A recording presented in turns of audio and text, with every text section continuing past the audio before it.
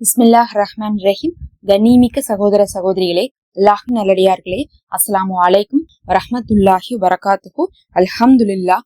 அல்லாஹும்ம ஸல்லி அலா முஹம்மதின் வாலா அலி முஹம்மதின் வபாரிக் வஸல்லிம். நம்ம எல்லாருமே பாத்தீங்கன்னா இந்த ரமலானுடைய நாட்கள்ல நேரமாக எந்திரிச்சு கொண்டு இருக்கோம். காலையில மற்ற நாட்கள்ல கூட இந்த மாதிரி எந்திரிக்கிறதுக்கான பாக்கியம் நமக்கு கிடைக்காது.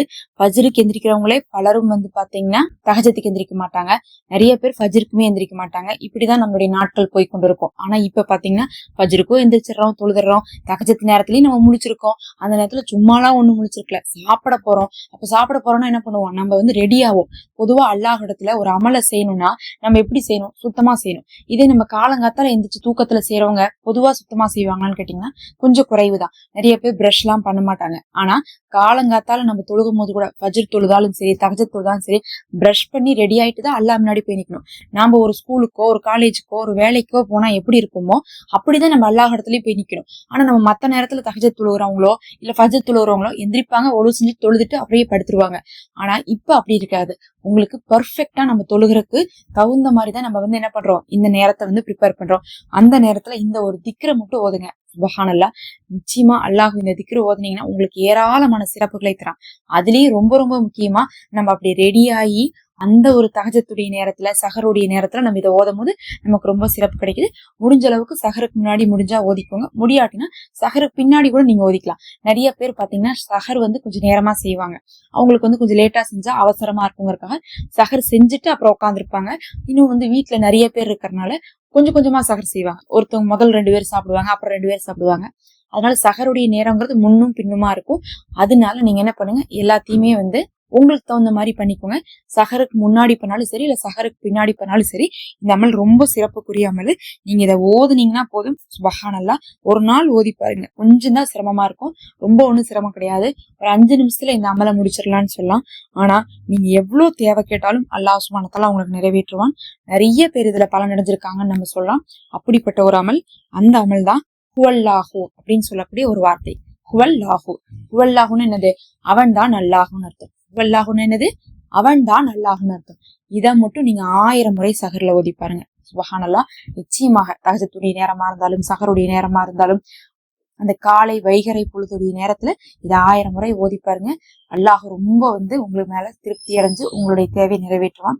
அதுவும் இந்த காலை நேரம் அப்படிங்கிறது மலக்குகள் இடம் மாறக்கூடிய நேரம். காலையில என்ன பண்ணுவாங்கன்னா, ஒரு மலக்கு அல்லாஹ்ட்ட இருந்து நம்மள்ட்ட வருவாங்க, நம்மள்ட்ட இருக்கிற ஒரு மலக்கு அல்லாஹ்ட்ட போவாங்க.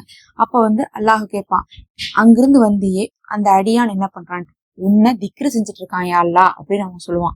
அப்படி சொல்லும் போது மலக்குமார்கள் அப்படி சொல்லும் போது அல்லாஹ் திருப்தி அடைஞ்சு, அப்படியா, அப்ப எதுக்காக அவன் திக்ரு செய்யறான், திக்ரு செஞ்சுட்டு அவன் என்ன எதிர்பார்க்கறான்னு கேட்டோம், உன் பொருத்தத்தை எதிர்பார்க்கறான், உங்ககிட்ட இருந்து மன்னிப்பு எதிர்பார்க்கறான், உங்ககிட்ட இருந்து துவா கபுலாகணும்னு எதிர்பார்க்கறான் அப்படின்னு சொல்லுவாங்க.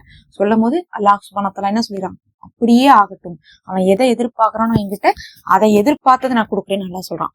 நிச்சயமா நீங்க ஒரு அமல் செய்யும் போது உலகத்தை மட்டும் எதிர்பார்க்காதீங்க, மறுமையும் சேர்த்து எதிர்பாருங்க. நமக்கு ஒரு வாழ்க்கை தான், ஆனா 2 பலன். இல்ல இங்க வாழ சொல்லி இம்மைக்கும் பலன் கொடுக்குறான், மறுமைக்கும் கொடுக்குறான். அமல் செஞ்சீங்கன்னா இங்கேயும் உங்க தேவை நிறைவேறும், மறுமையிலும் நீங்க முதல் நாள்ல இருந்து நல்லா இருக்கலாம். நீங்க யோசிச்சு பாருங்க, இங்கேயாவது நமக்கு கஷ்டத்தை கொடுத்துதான் அல்லாஹ் நல்லது கொடுக்குறான், அப்பப்ப சோதனை கொடுக்குறான். ஆனா மறுமையில அப்படி சொல்லல. நல்லது செஞ்சா முதல் நாள்ல இருந்து அல்லாஹ் நல்லது கொடுப்பேன்னு தான் சொல்றான். மௌத்த நல்லா மௌத்தா கொடுப்பேன், கபூர்ல கஷ்டம் கொடுக்க மாட்டேன், கேள்வி கணக்கு லேசாக்குவேன், சொர்க்கத்துக்குள்ள முதல் நாள்ல இருந்தே அனுப்புவேன், நரக நெருப்புல இருந்து அவங்க முகத்தை தூரமாக்கி வைப்பேன்னு நல்லா சொல்றான். அப்ப இம்மை மறுமை 2க்கும் கேளுங்க. அதுவும் காலை நேரம் அவ்வளவு சிறப்புக்குரிய நேரம். அந்த நேரத்துல உஹ்வல்லாஹு, அவன் தான் அல்லாஹுன்னு சொல்லிட்டு 1000 முறை ஓதிட்டு கேளுங்க. மத்தவங்க எல்லாரும் அல்லாஹுவை மறுத்துட்டு இருக்கக்கூடிய காஃபிர்கள் மத்தியில அவன் தான் அல்லாஹுன்னு சொல்லிட்டு அல்லாஹுவை மட்டுமே சொல்லக்கூடிய அந்த நாவுக்கு எவ்வளவோ பலன்கள் இருக்கு.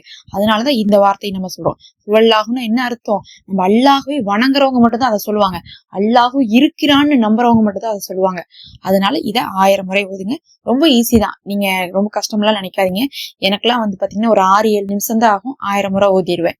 சும்மா தஸ்பு எடுத்து வச்சு உட்காருங்க, உட்காந்து தஸ்பு மணி வச்சு ஓதுனாவே போதும் உங்களுக்கு.